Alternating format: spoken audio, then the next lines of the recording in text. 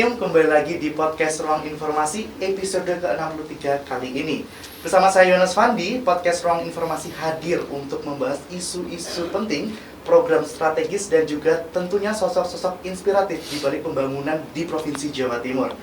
Sobat Jatim, di episode ke-63 kali ini kita bakal ngobrolin program yang luar biasa, sudah bertahun-tahun jalan dan terus berkembang serta relevan, yakni TMMD. TNI Manunggal Membangun Desa. Bayangkan dari membangun jalan, jembatan, sampai dengan penyuluhan keterampilan dan literasi digital, semua dilakukan secara kolaboratif oleh TNI, pemerintah daerah, dan tentunya juga masyarakat. Hari ini kita bakal gali lebih dalam bagaimana TMMD berperan penting dalam membangun desa dan mewujudkan asa harapan masyarakat. Sudah hadir bersama saya di sini narasumber yang sangat luar biasa. Ada Bapak Letkol CAJ Nur Hasin SAG, Pabandia Bakti TNI, Staf Teritorial Kodam 5 Brawijaya. Selamat pagi Bapak. Selamat pagi Mas Fandi. Selamat pagi Mas Fandi. Lalu juga ada Bapak Kukuh Trisandi MT MSc, Kabit Pemerintahan dan Pembangunan Manusia Bapeda Provinsi Jawa Timur. Selamat pagi Pak Kukuh. Selamat pagi Mas Fandi, selamat pagi Sobat Jatim. Baik, saya Pak Nur dan juga Pak Kukuh akan membahas tentang TMMD ya Pak. Kita akan beritahu ke Sobat Jatim, terutama Gen Z dan milenial yang mungkin belum tahu juga soal TMMD. Hari ini kita akan kulik lebih lanjut tentang TMMD. Baik, Pak Nur, kita tahu Pak, TMMD ini sudah jadi program strategis yang sangat menyentuh masyarakat sampai tingkat desa. Boleh diceritakan sedikit tentang peran dan posisi Kodam 5 Brawijaya ini dalam pelaksanaan TMMD Angkatan ke-124 ini? Baik, terima kasih Sobat Jatim. TNI membangun TNI Manunggal Membangun Desa. Saat ini Angkatan ke-124, di mana latar belakang historis dulu ABRI masuk desa. Zaman Panglima ABRI Jenderal Purnawirawan M. Yusuf, kurang lebih 42 tahun yang lalu lah, dekade tahun 80-an. Di mana tujuan TNMD ini adalah untuk menjalin hubungan TNI dengan rakyat agar semakin dekat, kuat, erat, dan solid. Seperti itu. Untuk saat ini TNMD di Kodam 5 Brawijaya Angkatan 124 ada 5 titik. Yang pertama di Desa Sumbermiri, Kecamatan Lengkong, Kabupaten Nganjuk. Yang kedua ada di Desa Kebalan Kulon, Kecamatan Sekaran, Kabupaten Lamongan. Yang ketiga ada di Desa Banteng, Kecamatan Benjeng, Kabupaten Gresik. Yang keempat di Desa Pelalangan, Kecamatan Kalisat, Kabupaten Jember. Dan yang kelima di Desa Batu Karang, Kecamatan Camplong, Kabupaten Sampang. Kabupaten Sampang ya, berarti ada 5 daerah. 5 desa, 5 kabupaten. Mungkin dari 5 daerah yang di TMMD kali ini ada fokus khusus nggak Pak? Mungkin dari sisi infrastruktur atau juga maupun sisi pemberdayaan masyarakatnya. Baik, salah satu contoh fokus TNMD 24 ini di Desa Sumbermiri, Kabupaten Lengkong, yaitu dibangunnya pengecoran jalan beton yang menghubungkan Desa Sumbermiri, Kecamatan Lengkong, ke Desa Lengkong, Kecamatan Nguluyu. Panjangnya kurang lebih 1.100. Sebelumnya belum ada itu Pak jembatannya? Sebelumnya ada, tapi masih berupa lain. tanah. Iya. Dengan adanya TND ini, jalan tersebut di beton sehingga menghubungkan 2 desa, Desa Sumbermiri dan Desa Nguluyu itu yang tadinya 20 menit, sekarang dengan adanya pembangunan jalan beton itu cukup 10 menit sudah sampai. Mungkin itu. Ya, mungkin untuk pemberdayaan masyarakatnya Bapak, ada mungkin kayak mungkin penyuluhan atau pemberian fasilitas pelayanan kayak gitu. Jadi kayak saya tahu TMMD kali ini tuh gak hanya fokus di sisi infrastruktur dan lain-lain, mungkin juga pemberdayaan masyarakatnya. Mungkin bisa diceritakan terkait itu. Baik, TNMD ini ada dua sasaran. Yang pertama sasaran fisik dan sasaran non fisik. Sasaran non fisik itu cukup banyak. Salah satu contoh untuk di Kabupaten Nganjuk ini yang di Desa Sumbermeri ini adalah gerakan masyarakat makan ikan, Tanurmin. Terus yang berikutnya penebaran benih ikan lokal, yang berikutnya KB kesehatan IUD dan implan. Yang ketiga pengobatan massal, yang keempat operasi pasar murah. Dan ada lagi pelatihan berbasis kompetensi, dan terakhir untuk tes urin narkoba untuk pemuda-pemudi setempat. Gitu.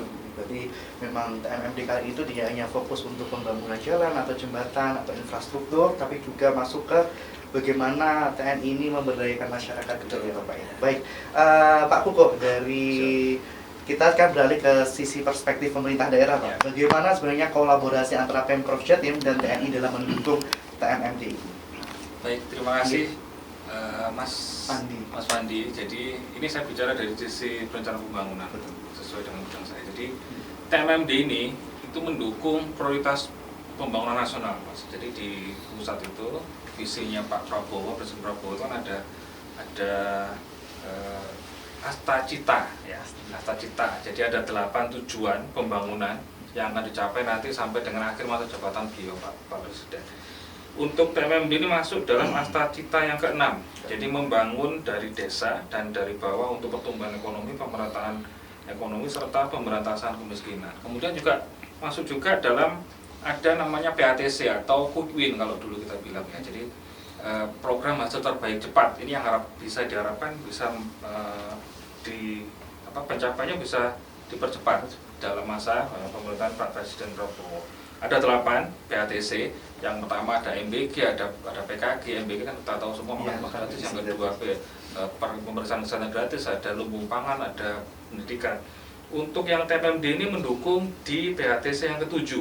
Jadi pembangunan infrastruktur desa. Ya, ini. Jadi memang sudah sangat sesuai. Kemudian kita di Jawa Timur punya RPJMD, rencana jangka menengah daerah, yang ini masih draft, bentar lagi mungkin segera kita sahkan. Ada Nawabakti Satya, jadi ini adalah 9 janji Bu Gubernur untuk diselesaikan di akhir masa jabatan. Jadi dari 9 Nawabakti Satya itu untuk TNMD ini mendukung Jatim Akses ya, untuk perbaikan infrastruktur khususnya di pedesaan. Jadi ini terkait dengan perencanaan pembangunan. Kemudian saya coba bicara terkait dengan desa di Jawa Timur. Ini perlu kami sampaikan untuk Sobat Jatim. Di Jawa Timur kita punya 7.721 desa. Kita terbanyak kedua setelah Jawa Tengah. Ya. Di Jawa Timur ini dari 7.721 desa ini ada di 609 kecamatan, di 29 kabupaten dan 1 kota Batu. Jadi kota yang satu-satunya punya desa hanya di Batu. Kemudian total desa kelurahan Jawa Timur ini ada 8.494 desa dan kelurahan. Jadi kelurahannya itu beda dengan desa. Kalau tadi desa 7.700, kalau kelurahannya sekitar 700-an sekian gitu ya. Kemudian ini salah satu prestasi di Jawa Timur, kita sudah membangun desa sudah lama, dan berdasarkan Indeks Desa Membangun tahun 2024 di Jawa Timur dari 7.724 desa ada 4.019 desa yang sudah kategori desa mandiri berdasarkan Indeks Desa Membangun. Ini terbanyak se-Indonesia, Mas. 4.000 ya Pak ya? Ya, 4.019 desa ini 23% desa mandiri nasional itu ada di Indonesia. Jadi kalau di secara nasional itu ada 75.265 desa, kemudian desa mandirinya secara nasional itu ada 17.000. 4.000-nya ada di Jawa Timur. Ya, di Jawa Timur ini tinggal 3 kategori dari 7.700 tadi.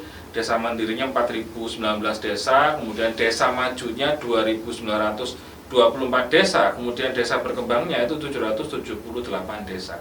Nah, harapan kami sasaran dari TNMD ini tadi diarahkan untuk desa-desa yang berkembang maupun desa yang maju yang masih ada kekurangan di sisi infrastruktur gitu ya. Ini harapannya bisa sinkron dengan apa yang sudah kami lakukan dari sisi pemberdayaan masyarakatnya gitu ya. Kemudian perlu kami sampaikan juga di Jawa Timur ini ada 3 kabupaten kota yang 100% desanya itu sudah mandiri. Jadi yang pertama Kota Batu. Ya, Kota Batu memang jumlah desanya paling sedikit, hanya 19.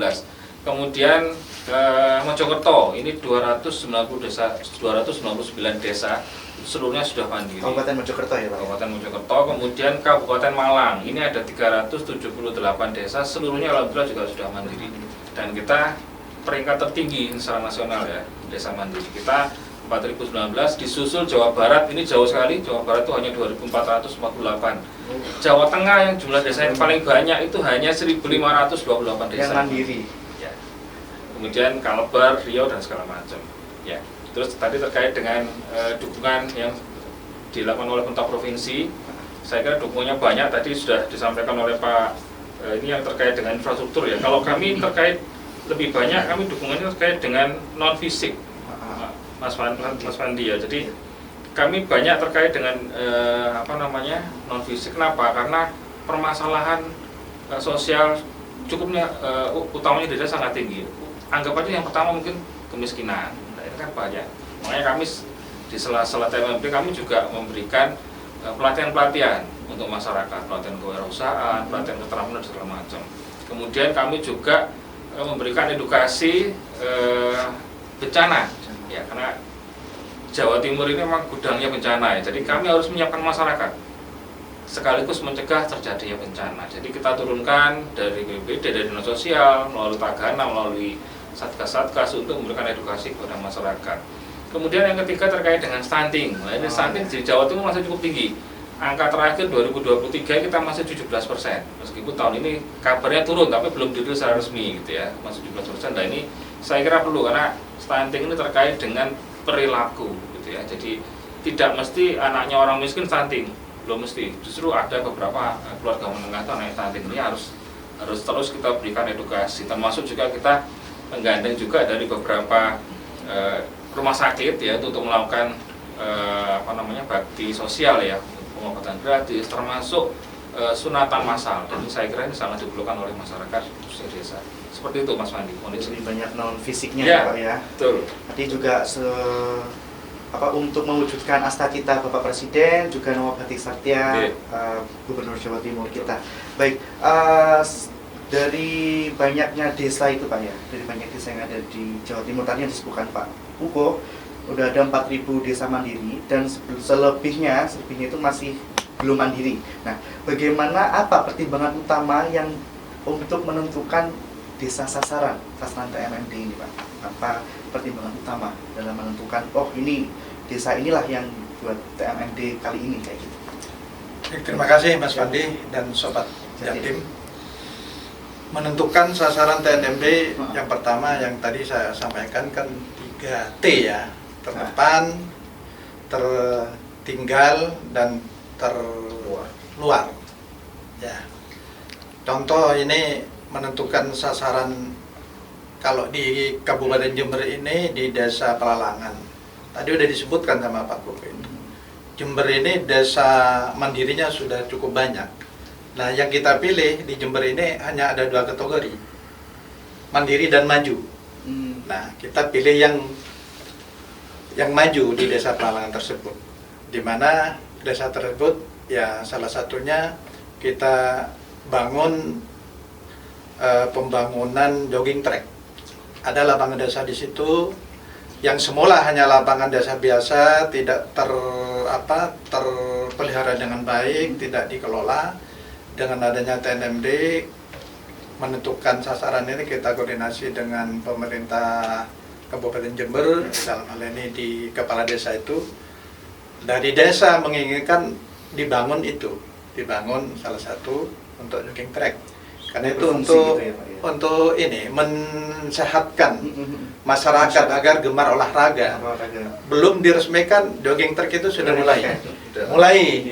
Bapak-bapak, ibu-ibu, anak-anak muda sudah senang, bahkan sangat antusias sekali ketika saya kunjungan pengawasan evaluasi ke sana. Kapan ini diresmikan? Ingin sekali itu. Belum diresmikan aja udah dipakai. Betul. Terus yang kedua, di desa tersebut juga karena kebutuhan air bersih masih kurang maksimal, salah satu program unggulan Bapak Kasat, maka ada 5 sumur bor khusus untuk air bersih. Yang kemudian di samping itu untuk di Kabupaten Jember ini kemarin kita juga ada pengobatan massal, termasuk ini pelayanan KB itu, KB terus pelatihan budidaya ikan, terus sosialisasi wawasan kebangsaan dan penyuluhan pelayanan kesehatan hewan, vaksinasi dan untuk penyakit.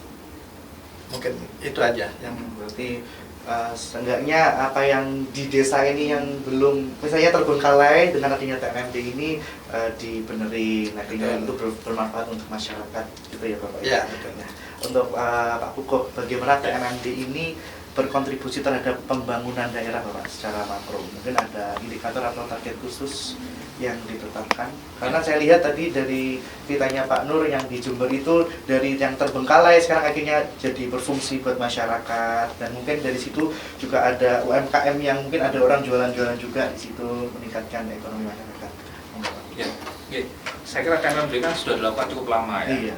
Jadi ini juga saya kira indikator tadi yang sudah saya sampaikan terkait dengan jumlah desa mandiri.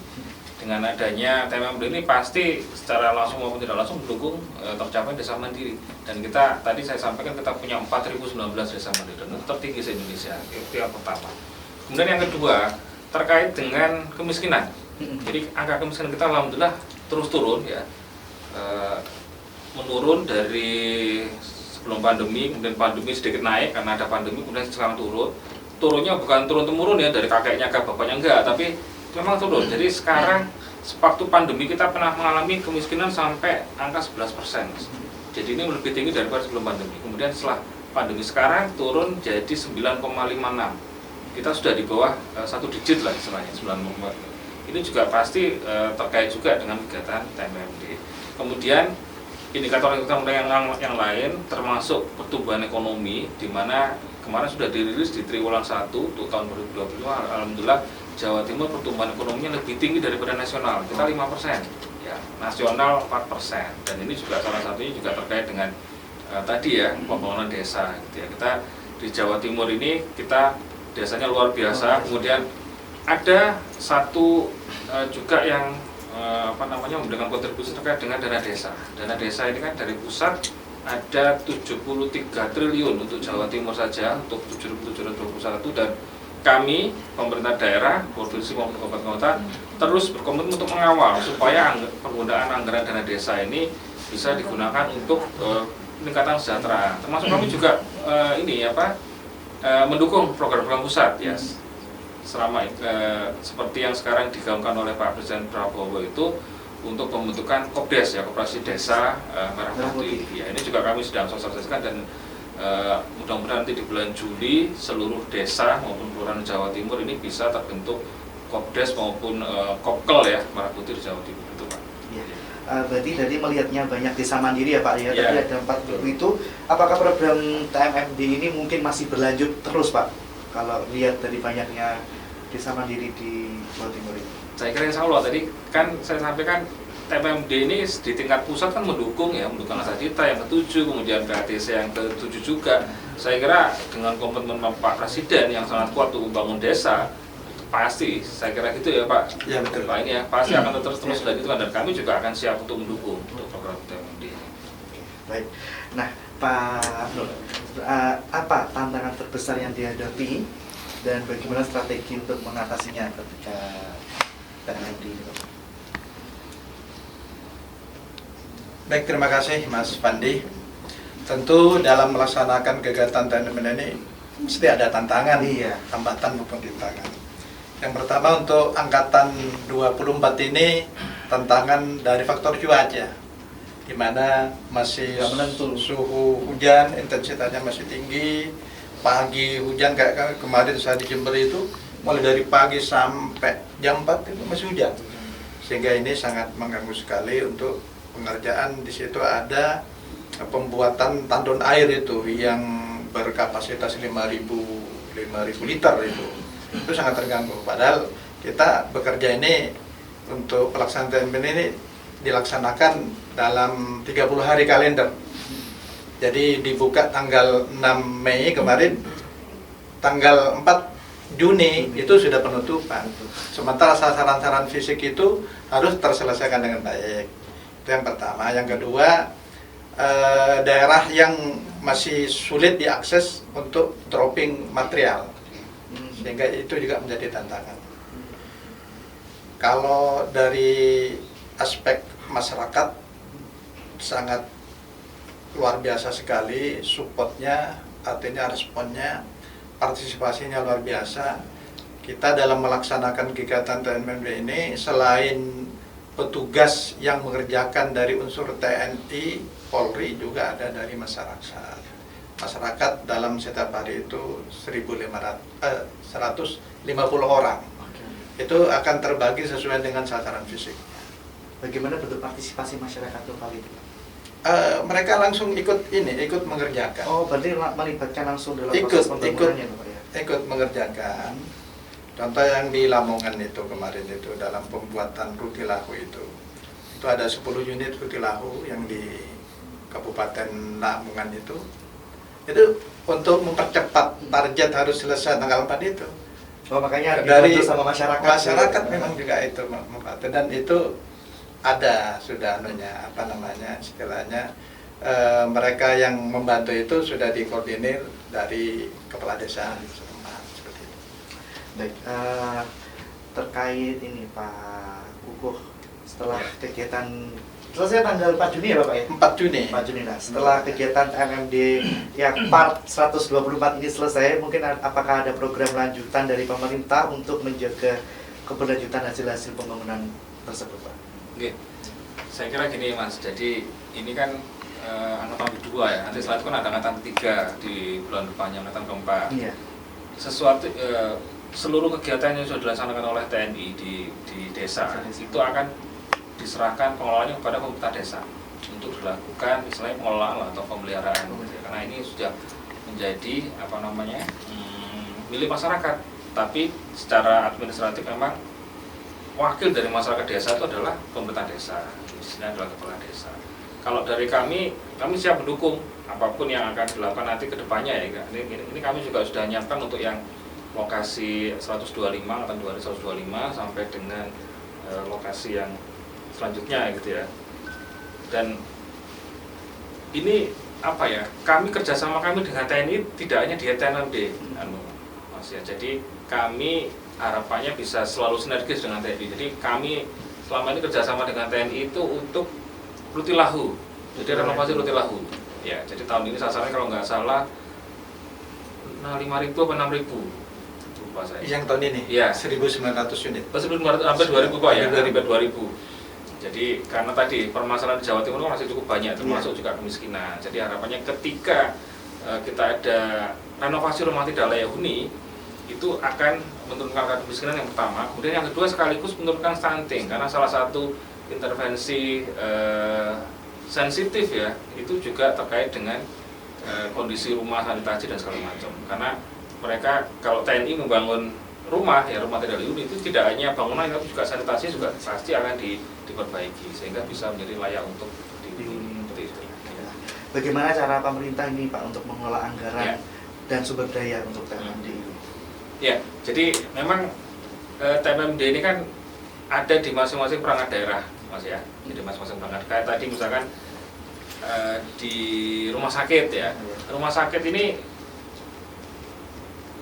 kami punya 14 rumah sakit provinsi, Mas. Ya. Jadi yang dikelola provinsi, mulai Sutomo yang paling besar sampai yang di Mojokerto juga Sumbergelaga, di Kediri juga ada rumah sakit Dahusada. Itu semuanya aktif sekali. Cuma memang tidak selalu mereka bisa berkontribusi karena disesuaikan dengan anggaran juga gitu ya. Jadi kami selalu menghimbau di rumah sakit itu ada namanya bukan CSR tapi mereka ada dana sosial karena mereka juga mendapatkan penghasilan kan, pendapatan dari masyarakat yang berobat ke sana. Itu dikembalikan ke masyarakat lagi dalam bentuk tadi, maka bakti sosial. Ini kayak contoh kemarin di Saiful Anwar ya di Malang itu mereka mengadakan kegiatan penyuluhan KB, kemudian penyuluhan stunting, termasuk praktek untuk ini membuat susu formula untuk pencegahan stunting gitu. Jadi kemudian pembagian paket kesehatan ini untuk ibu yang ibu hamil dan menyusui. Kemudian Dausada ini di Kediri itu melakukan pelayanan untuk kusta, Mas. Jadi screening kusta, karena Dausada di Kediri kan dulu memang rumah sakit kusta. Dan kalau Indonesia dibilang bebas kusta itu memang sudah bebas, tapi ternyata masih ada, Pak.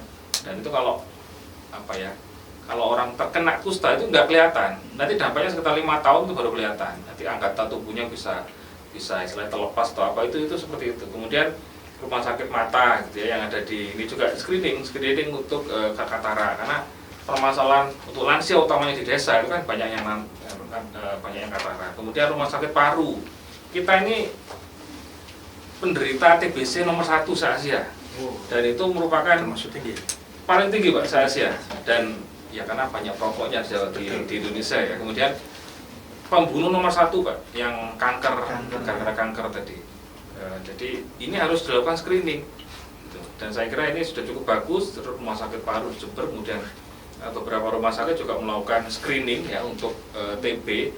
Jadi kunci untuk penuntasan kasus TBC ini adalah mengungkap dulu kasusnya. Jadi harus screening dulu, harus diketahui dulu. Nah, ini yang saya kira sangat penting, karena di desa-desa itu kebanyakan karena akses ke kesehatannya cukup jauh, maka saya kira kegiatan ini sangat berguna. Berarti banyak kolaborasi ya Pak ya. Betul. Dari Bapeda terhadap stakeholder yang lain, Ya. 14 rumah sakit Betul. Jawa Timur. Kami libatkan semua. Betul. Nah, mungkin dari Pak Nur mungkin ada istilahnya pengalaman langsung ini Pak terkait TMMD di desa-desa mungkin yang sebelumnya atau yang akan datang ini Pak. Mungkin bisa diceritakan ke Sobat Jatim. Baik Mas Fandi, rekan-rekan Sobat Jatim. Jadi TNMD ini sudah cukup lama berjalan, dan saat ini kurang lebih 43 tahun sudah kita membantu pemerintah daerah, dalam hal ini Pemprov, Pemkab. Kita berkolaborasi untuk akselerasi percepatan pembangunan di daerah. Jadi ada pengalaman TNMD di angkatan tahun 2003 masalah itu. Ada pembangunan jembatan yang tadi yang belum ada di Kabupaten Bondowoso, dan itu sudah cukup lama jalan jembatan itu diperlukan. Tapi dengan adanya TNMD itu alhamdulillah masyarakat yang tadinya agak terisolir itu dengan adanya TNMD sudah nyaman bisa menggunakan jembatan, bahkan bisa dengan roda 2. Akses mobilitasnya sudah dipermudah ya Pak. Dipermudah. Terus kemudian yang tadi disampaikan dari Bapeda Mas Kuku juga bahwa Kodam dalam ini terus berkolaborasi kerjasama dengan pemerintah provinsi untuk meningkatkan taraf hidup masyarakat Jawa Timur, terutama dalam pembangunan rumah tinggal layak huni Rutilahu, di mana itu terus berjalan. Di samping kita pembangunan infrastruktur, tapi dalam TNMD itu harus ada unsur Rutilahunya, dan ditambah lagi dengan program unggulan Bapak Kasab. Minimal dalam satu kodim itu ada 5 titik sumur bor, dan alhamdulillah angkatan 1 dan 3 kemarin sudah itu terrealisasi. Ditambah dengan yang sekarang berarti kan 25 kemarin kita 5 kodim, sekarang 25 sudah 50 di tahun 2025. Belum lagi ditambah sumur bor secara swadaya dari pemerintah daerah yang dikolaborasikan oleh Dandim. Mungkin itu Mas. Baik Bapak. Mungkin yang Pak Kuku terakhir ya. Langkah yang diambil untuk menjamin transparansi dan akuntabilitas dalam pelaksanaan TMMD Bapak. Ya. Jadi sekarang itu kan semua masyarakat kan sudah mulai informasi ya, mereka ya minimal sudah punya HP lah, sudah bisa mengakses media sosial. Saya kira penting semua hal itu dipublikasikan mulai awal, mulai perencanaan, mulai pelaksanaan sampai hasilnya seperti apa. Karena ini saya teringat pesan dari Ibu Gubernur kita ya. Jadi sebenarnya yang kita lakukan itu banyak, tapi dan baik gitu ya, tapi tidak cukup hanya berbuat baik. Jadi yang paling penting itu masyarakat harus tahu kita sudah berbuat baik, itu yang paling penting Mas. Jadi kalau kita memberikan informasi ke masyarakat apapun, itu juga akan menambah tadi transparansi. Jadi mereka juga bisa terlibat. Oh ternyata ada TPMD itu di desa saya, dan saya bisa membantu apa. Jadi saya kira diperlukan publikasi yang luas lah dan pelibatan masyarakat saya kira, sehingga transparansi itu bisa akuntabel. Jadi apa yang kita lakukan bisa diketahui oleh masyarakat. Saya kira seperti itu. Berarti memang ini Sobat Jatim ini ya, yang di desa-desa yang mengalami atau mengalami dampak yang bagus dari TMMD ini, mungkin bisa melibatkan mereka ya Bapak ya, Sobat Jatim, untuk upload lah ini loh hasilnya, hasil dari TMMD ini. Pastikan zaman sekarang ya Pak ya, siapa sih yang nggak punya sosial media? Nah ini, betul, itu bisa dibantu karena kan dari publikasi bisa besar. Dari TNI, dari Pemda udah membantu sebegini rupa. Nah ini masyarakat yang berdampak baik buat mereka, bisalah diposting lah ini loh hasilnya. Ini bisa, ini bisa jembatan ini saya bisa lebih cepat ya gitu. Betul ya Bapak ya, bisa meningkatkan ekonomi. Jadi yang dia viralkan tidak yang jelek-jelek aja Pak, yang bagus-bagus juga lebih penting sebenarnya.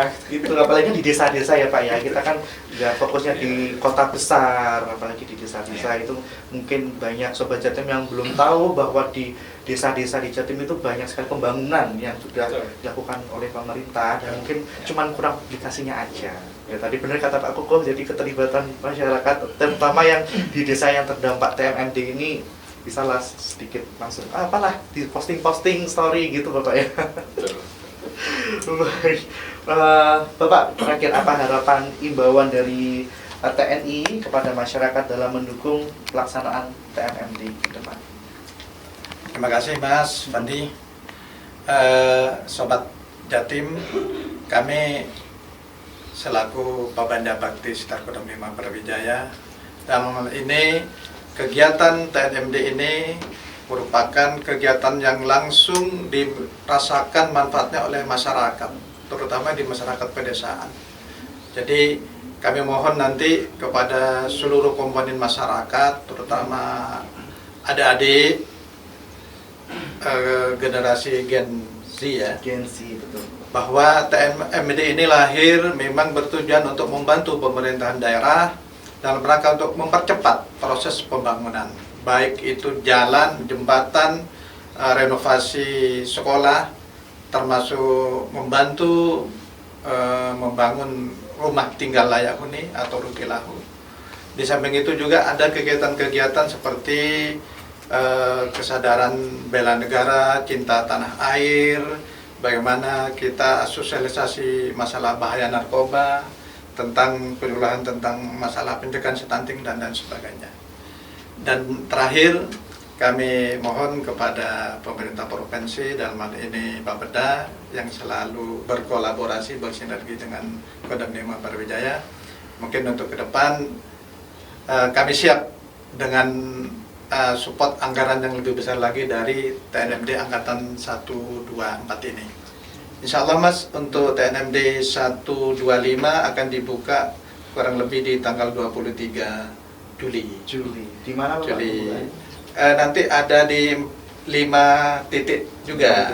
Ya, salah satunya itu ada di Banyuwangi, ada di Magetan.